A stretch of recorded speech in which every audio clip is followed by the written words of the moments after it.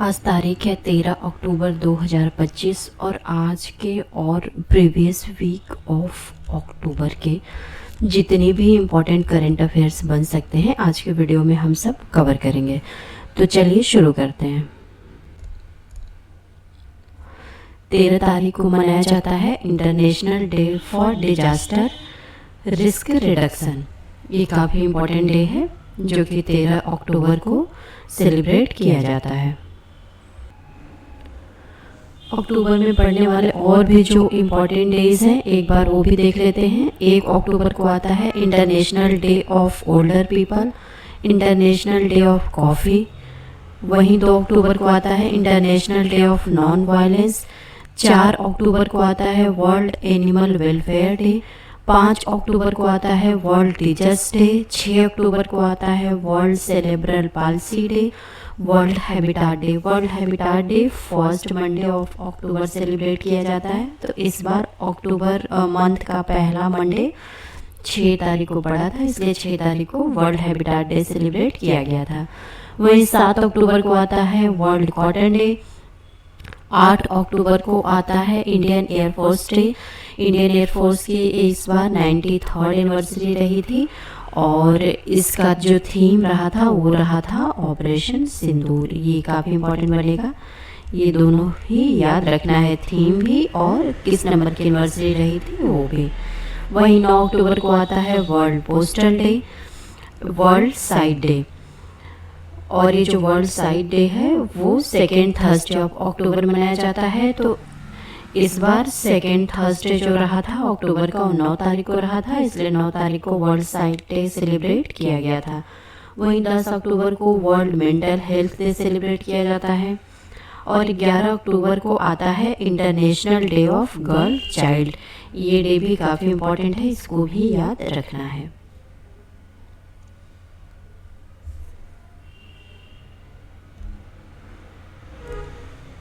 आज का पहला सवाल, HDFC बैंक ने इंट्रोड्यूस किया है my business QR small businesses के लिए। तो HDFC बैंक का हेडक्वार्टर कहाँ पर है? तो ये है मुंबई महाराष्ट्र में। HDFC बैंक ने इंट्रोड्यूस किया है my business QR small businesses के लिए। ये जो लॉन्च है माई बिजनेस QR का एक कोलैबोरेशन है HDFC बैंक और व्यापारीफाई के बीच में, यानी कि इसमें HDFC बैंक है और दूसरा व्यापारीफाई, इन दोनों के बीच में कोलैबोरेशन है और ये पार्ट है बैंक का स्मार्ट हब व्यापार मर्चेंट ऐप का। और इस ऐप को लगभग 2 million merchant across India use करते हैं। ये जो इनिशिएटिव है ये इंडिया का पहला कॉमर्स आइडेंटिटी QR है जिसको डिज़ाइन किया गया है रिटेलर्स की मदद करने के लिए, ताकि वो ट्रांजिशन कर सकें ऑफलाइन से ऑनलाइन प्लेटफॉर्म पे इजीली वो अपना बिजनेस को ट्रांजिशन कर सकें। अगला सवाल, Indo Russian joint military exercise Indira 2025 किस स्थान पे आयोजित की गई है? तो इसका आयोजन हुआ है राजस्थान की बीकानेर में। इंडो रशियन यानी इंडिया और रशिया की जॉइंट मिलिट्री एक्सरसाइज है इंदिरा 2025। इसका आयोजन Mahajan field firing range Bikaner Rajasthan में हुआ था, यानी कि राजस्थान के बीकानेर में, और बीकानेर में भी कहाँ पे? महाजन फील्ड फायरिंग रेंज में। जो लास्ट एक्सरसाइज थी उसका आयोजन किया गया था 2021 में और इस सीरीज को बीच में पॉज कर दिया गया था। किस वजह से? क्योंकि रशिया और यूक्रेन के बीच में जो युद्ध छिड़ गया था 2022 में, उसके वजह से ये सीरीज पॉज हो गई थी 2021 के बाद। अब 2025 में इंडिया और रशिया की जो जॉइंट मिलिट्री लेवल की एक्सरसाइज है इंदिरा कंडक्ट की गई है। अगला सवाल, बुद्ध के जो पवित्र अवशेष हैं उसे रशिया के कालमिकिया रिपब्लिक में ले जाया जाएगा। ये ऐसा पहली बार किया जा रहा है। ये इनिशिएटिव किस मंत्रालय ने लिया है कि कालमिकिया गणराज्य में रूस के प्रदर्शनी के लिए जो भगवान बुद्ध के पवित्र अवशेष हैं उसको ले जाया जाएगा? तो इस इनिशिएटिव को लिया है मिनिस्ट्री ऑफ कल्चर ने। ये मिनिस्ट्री ऑफ कल्चर के द्वारा की गई एक पहल है। गवर्नमेंट ने अनाउंस किया है कि ये जो पवित्र अवशेष हैं भगवान बुद्ध के, वो इंडिया से काल्मिकिया रिपब्लिक ऑफ रशिया ले जाए जाएंगे प्रदर्शनी के लिए। ये जो इवेंट है इसे ऑर्गेनाइज कर रहा है मिनिस्ट्री ऑफ कल्चर, और किसके साथ कोलैबोरेशन में, तो कोलैबोरेट करके इंटरनेशनल बुद्धिस्ट कॉन्फेडरेशन के साथ कोलैबोरेशन में इस इवेंट को ऑर्गेनाइज कर रहा है। और भी बॉडीज इसमें इन्वॉल्व हैं। इसमें नेशनल म्यूजियम भी इन्वॉल्व है and Indira Gandhi national centre for art, यानी कि इसमें 4 बॉडीज मिल करके इस इवेंट को ऑर्गेनाइज कर रही हैं। इसमें से एक है आपका मिनिस्ट्री ऑफ कल्चर, दूसरा है इंटरनेशनल बुद्धिस्ट कॉन्फेडरेशन, तीसरा है नेशनल म्यूजियम और चौथा है Indira Gandhi national centre for art. ये जो मिनिस्ट्री ऑफ कल्चर है उसने बोला है कि जो प्रदर्शनी है ये कैपिटल सिटी ऑफ एलिस्ता वहाँ पे आयोजन इसका किया जाएगा, ताकि जो लोकल डिवोटीज हैं वहाँ के, जो भगवान बुद्ध को मानते हैं, उनको जो है एक वहाँ पे काफ़ी प्रीडोमिनेंट बुद्धिस्ट पॉपुलेशन है, बेसिकली उनके लिए इस आयोजन को किया जा रहा है। यह जो है फर्स्ट एवर इस तरह का एक्सपोजिशन है जो कि भगवान बुद्ध के पवित्र अवशेषों को इस तरह से रशियन रिपब्लिक ऑफ काल्मिकिया में ले जाया जा रहा है। और ये जो पवित्र अवशेष हैं ये इसको लेकर के एक हाई लेवल डेलीगेशन जाएगा, जिसमें से 11 सीनियर इंडियन मॉन्क्स होंगे, यानी बौद्ध भिक्षु होंगे। और इसको लीड कौन करेगा, तो उत्तर प्रदेश के जो डेप्यूटी सीएम हैं केशव प्रसाद मौर्य, वो इस डेलीगेशन को लीड करेंगे और पार्टिसिपेट करेंगे। जो वेरियस इवेंट वहाँ पे इस विजिट के दौरान ऑर्गेनाइज किए जाएंगे, उन सारे इवेंट को ये उन सारे इवेंट को ये लीड करेंगे। पूर्व ब्रिटिश प्रधानमंत्री का क्या नाम है जो माइक्रोसॉफ्ट और एंथ्रोपिक में सलाहकार की भूमिका में शामिल हुए हैं, तो उनका नाम है ऋषि सुनक। ये पूर्व प्रधानमंत्री हैं यूनाइटेड किंगडम के। Farmer British prime minister Rishi Sunak ने ज्वाइन कर लिया है जो यूएस की टेक जायंट है माइक्रोसॉफ्ट उसको, और एआई स्टार्टअप है एंथ्रोपिक उसको as a senior advisor. Sunak ने स्टेप डाउन कर लिया था as a leader of opposition of Conservative Party, क्योंकि इनकी जो है हार हो गई थी जनरल इलेक्शन में पिछले जुलाई, इस वजह से इन्होंने अपने कदम जो है वापस ले लिए थे। और पर ये जो है अभी भी मेंबर ऑफ ब्रिटिश पार्लियामेंट बने रहेंगे। एंथ्रोपिक जो है एक एआई स्टार्टअप है जिसको कि सपोर्ट करता है अमेज़न और गूगल।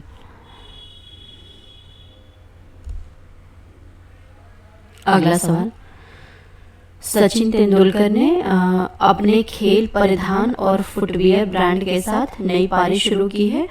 उन्होंने जो ब्रांड शुरू किया है उस ब्रांड का नाम क्या है, तो उस ब्रांड का नाम है 10XU। सचिन तेंदुलकर ने लॉन्च किया है अपना खुद का sport apparel and footwear brand जिसका नाम है 10XU, और इसको लॉन्च कहाँ पे किया है, तो मुंबई में।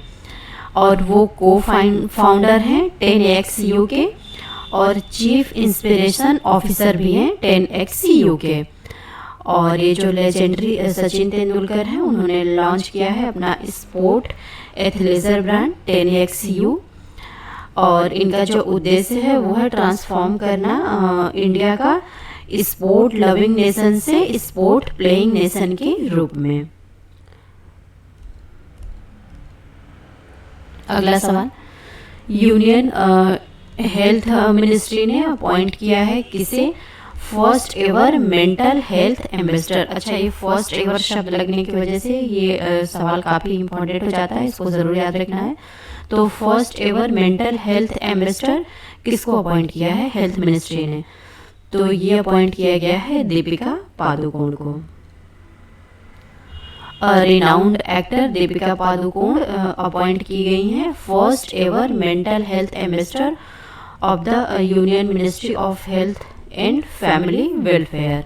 ऑफ द नहीं बाई द होगा, by the Union Ministry of Health and Family Welfare. ये जो मूव है ये दिखाता है कि एक इम्पॉर्टेंट स्टेप है टुवर्ड रेजिंग अवेयरनेस, कि अवेयरनेस को फैलाई जा सके मेंटल हेल्थ को लेकर के। और जो स्टिग्मा इससे काफ़ी एसोसिएटेड है, लोगों को लगता है कि फिजिकल हेल्थ तो ख़राब हो सकती है पर मेंटल हेल्थ क्या ही ख़राब होगी, इसको लेकर के काफ़ी टैबू स्टिग्मा सोसाइटी में बना रहता है। तो उसके प्रति लोगों को अवेयरनेस फैलाई जा सके कि जितना फिजिकल हेल्थ इंपॉर्टेंट है उतना ही मेंटल हेल्थ भी इम्पॉर्टेंट है, स्पेशली आज डिजिटल एज में, और प्रमोट किया जा सके मेंटल हेल्थ को अक्रॉस द कंट्री। तो ये एक अच्छी पहल है जो सरकार ने ली है। अगला सवाल, कौन सी राज्य सरकार 1 वर्ष के भीतर 10 अद्वितीय स्पाइस रूट आधारित पर्यटन सर्किट शुरू करने की तैयारी में है? तो ये है केरला गवर्नमेंट। ये इनिशिएटिव केरला सरकार के द्वारा लिया गया है। केरल गवर्नमेंट ने 1 साल के भीतर 10 अनोखे स्पाइस रूट आधारित जो पर्यटन सर्किट है वो शुरू करने की तैयारी में है। इस सर्किट राज्य भर के प्राचीन जो पोर्ट्स हैं वो विरासत स्थल और मसाला व्यापार स्थलों को आपस में जोड़ेंगे। इस पहल का जो उद्देश्य है ये यात्रियों को मौजूदा विरासत पर्यटन से अलग एक समृद्ध सांस्कृतिक और जो ऐतिहासिक अनुभव है उसे प्रदान करना है। इस परियोजना का नेतृत्व मुजिरिस प्रोजेक्ट्स लिमिटेड द्वारा किया जा रहा है, जिसका पर्पस है मसाला व्यापार से जुड़ी केरल की जो अमूर्त विरासत है उसको फिर से पुनर्जीवित करना है।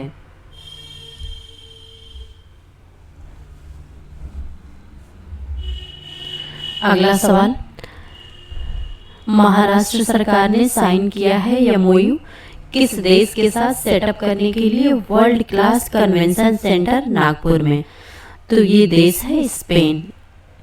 स्पेन के साथ महाराष्ट्र सरकार ने इस समझौते को किया है। महाराष्ट्र के जो चीफ मिनिस्टर हैं देवेंद्र फडणवीस, उन्होंने अनाउंस किया है प्लान सेटअप करने के लिए world class convention centre Nagpur Maharashtra में, जो कि इक्विप्ड होगा सारे मॉडर्न फैसिलिटीज़ के साथ। एक जो मेमोरेंडम ऑफ अंडरस्टैंडिंग यानी एमओयू है वो साइन किया गया है महाराष्ट्र गवर्नमेंट इन फिरा बार्सिलोना इंटरनेशनल, ये जो स्पेन का है उसके साथ। और ये एक लीडिंग कंपनी है स्पेन की। स्पेन के जो एम्बेसडर हैं भारत में उनका नाम है जुआन एंटोनियो, और फिरा बार्सिलोना के जो चीफ एग्जीक्यूटिव ऑफिसर यानी सीईओ हैं वो हैं रिकार्ड जापातेरो। अगला सवाल, आरबीआई ने एक्सपैंड कर दिया है अपना कैंपेन। आरबीआई कहता है, आरबीआई के गवर्नर कौन हैं? तो आरबीआई के गवर्नर हैं संजय मल्होत्रा। आप ये बताएंगे कि किस नंबर के गवर्नर हैं आरबीआई के? बाकी शिरीष चंद्र मुर्मू डिप्टी गवर्नर है आरबीआई के, डॉक्टर पूनम गुप्ता ये भी डिप्टी गवर्नर है आरबीआई की, और श्री स्वामीनाथन जानकी रमन ये भी डिप्टी गवर्नर हैं आरबीआई के, जिसमें से हाल फिलहाल में अपॉइंटमेंट शिरीष चंद्र मुर्मू का रहा था as a deputy governor of RBI. Sanjay Malhotra 26 number के गवर्नर हैं रिजर्व बैंक ऑफ इंडिया के। ये जो है आरबीआई के द्वारा एक कदम उठाया गया है मजबूत करने के लिए पब्लिक अवेयरनेस को, और एनहांस करने के लिए जो वित्तीय साक्षरता है उसको आरबीआई जो है उसने एक्सपेंड कर दिया है। इसका जो फ्लैगशिप कम्युनिकेशन इनिशिएटिव है आरबीआई कहता है, बाई एडिंग इसमें अब वेरीफाइड नंबर को ऐड किया गया है और वेरीफाइड व्हाट्सएप चैनल को ऐड किया गया है, ताकि ऑफिशियल अपडेट्स और अवेयरनेस मैसेज जो रहे वो डायरेक्टली सिटीजन्स तक पहुंच सकें। आरबीआई कहता है कैंपेन एक ऑनगोइंग यानी जो अभी चल रहा है नेशन वाइड एफर्ट है, जिसका उद्देश्य है एजुकेट करना लोगों को फाइनेंशियल सेफ्टी को लेकर के, रिस्पॉन्सिबल बैंकिंग को लेकर के, और फ्रॉड प्रिवेंशन को रोकने के कदम में यह आरबीआई के द्वारा लिया गया एक इनिशिएटिव है। और अभी यह मिलियंस ऑफ इंडियंस तक ये इनिशिएटिव आरबीआई का पहुंच चुका है, या तो प्रिंट मीडिया के द्वारा या टेलीविजन, रेडियो, डिजिटल प्लेटफॉर्म, मतलब अलग अलग प्लेटफॉर्म के माध्यम से मिलियंस ऑफ पीपल तक ये इनिशिएटिव पहुंच चुका है, और एसएमएस के जरिए भी इसे पहुंचाया जाता है।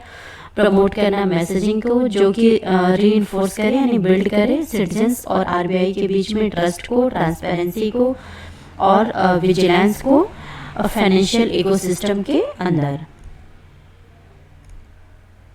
अब रिवीजन कर लेते हैं, यानी जो जितने भी इम्पोर्टेंट करंट अफेयर्स रहे थे प्रीवियस वीक के उसका रिवीजन कर लेते हैं। इंडिया ने साइन किया है म्यूचुअल लीगल असिस्टेंस ट्रीटी यानी MLAT सिंगापुर के साथ।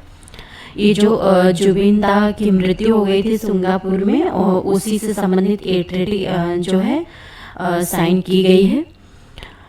Union finance minister Nirmala Sitharaman ने लॉन्च किया है नेशन वाइड आपकी पूंजी आपका अधिकार कैंपेन। कहाँ से, तो इसको गुजरात के गांधीनगर से लॉन्च किया गया। ये भी जगह भी इंपॉर्टेंट बनेगी कि कहाँ से लॉन्च किया गया है, तो गांधीनगर गुजरात से। किसने लॉन्च किया है? फाइनेंस मिनिस्टर निर्मला सीतारमण ने। और कैंपेन का नाम क्या है? आपकी पूंजी आपका अधिकार। ये सारे ही इंपॉर्टेंट बनेंगे। ये यूपीएससी होगा। यूपीएससी ने अनवील किया है नया लोगो और लॉन्च किया है पोर्टल फॉर सक्सेस स्टोरीज। हाल फिलहाल में एक्सरसाइज कोनकन कंडक्ट की गई है इंडिया और यूके के बीच में। भूपेंद्र यादव ने इनॉग्रेट किया है राजस्थान का फर्स्ट एवर नमो बायोडाइवर्सिटी पार्क, और राजस्थान में भी कहाँ पर, तो अलवर में। TN खोशू ने किताब लिखी है Mahatma Gandhi and environment, analysing Gandhian environmental thought. ये TN खोशू के द्वारा लिखी गई किताब है। इंडियन नेवी ने डेमोन्स्ट्रेट किया है अपना बढ़ता हुआ जो पावर है उसको सबमरीन रेस्क्यू ऑपरेशन के क्षेत्र में during the exercise Pacific reach 2025 यानी XPR exercise Pacific reach 2025।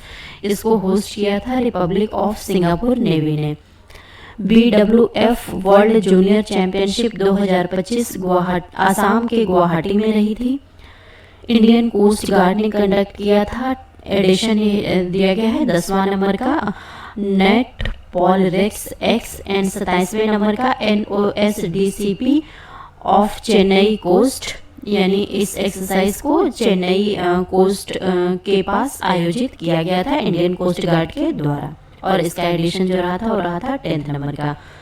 BRO ने अपना ही रिकॉर्ड तोड़ दिया है। वर्ल्ड का हाईएस्ट मोटरेबल रोड बना करके 19,400 फीट के ऊंचाई पे।